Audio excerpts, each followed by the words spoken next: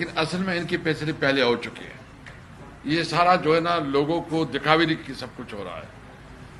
ہمیں افسوس اس بات پہ ہے کہ ایک پیپل پارٹی وہ تھی جو ذوالفقار علی بھٹو کی پیپل پارٹی تھی، جو اس کا خالق تھا، جو انہوں نے 1973 آئین کی بنیاد رکھی. دوسری پیپل پارٹی بے نظیر بھٹو کی پیپل پارٹی تھی، جو کہ جس نے جمہوریت کے لیے اپنی جان کا نذرانہ دے دیا. اس کے ساتھ آپ کے بہت اختلافات ہو سکتے ہیں، ہمارے بھی اس کے ساتھ کافی ایشوز پہ اختلافات ہیں، لیکن کم از کم ہم یہ سمجھتے ہیں کہ انہوں نے جمہوریت کے لیے زندگی دی. لیکن آج کی پیپل پارٹی جمہوریت کو دفن کرنے کے لیے اپنا کردار ادا کر رہی ہے. اور مجھے سمجھ نہیں ہے کہ میاں نواز شریف صاحب جو کہ آج سے 2-3 سال پہلے یا 4 سال پہلے وہ ووٹ کو عزت کے لیے دینے کے لیے روڈوں پہ تھے، جس طرح وہ کمپین چلا رہے تھے اور اس کا ایک ہی نعرہ تھا کہ ووٹ کو عزت دو. میاں صاحب وہ ووٹ کو عزت کہاں گیا؟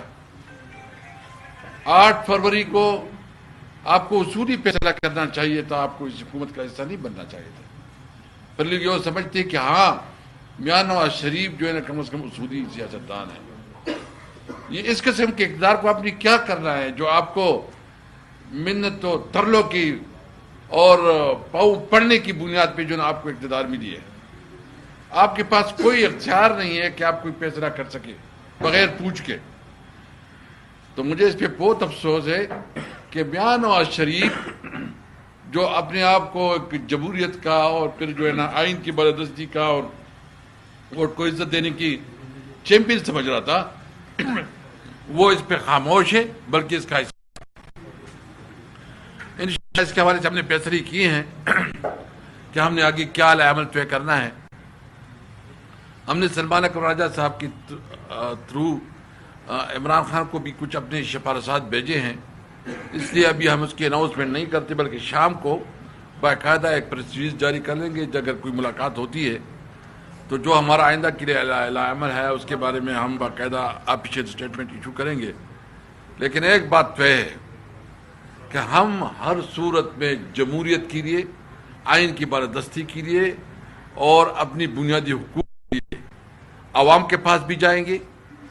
ہم پارلیمنٹ بھی اپنا بھرپور احتجاج ریکارڈ کروائیں گے، اور ہر فورم پہ ہم تمام جتنی بھی باقی مصطفیٰ بھائی کہے گا کہ ہم اپنی جوڈیشری سے بھی امید رکھتے ہیں کہ یہ تو جوڈیشری کے اوپر اٹیک ہے، یہ تو عملاً طور پر عدلیہ کو ویسے بھی 26ویں آئینی ترمیم کے تحت اپاہج کیا گیا تھا، ابھی تو ختم کی جا رہی ہے.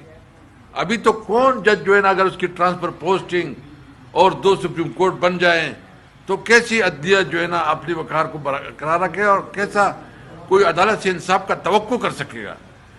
پھر یہ جنگل کا قانون ہوگا، یہاں ملک میں آئین اور قانون نہیں ہوگی.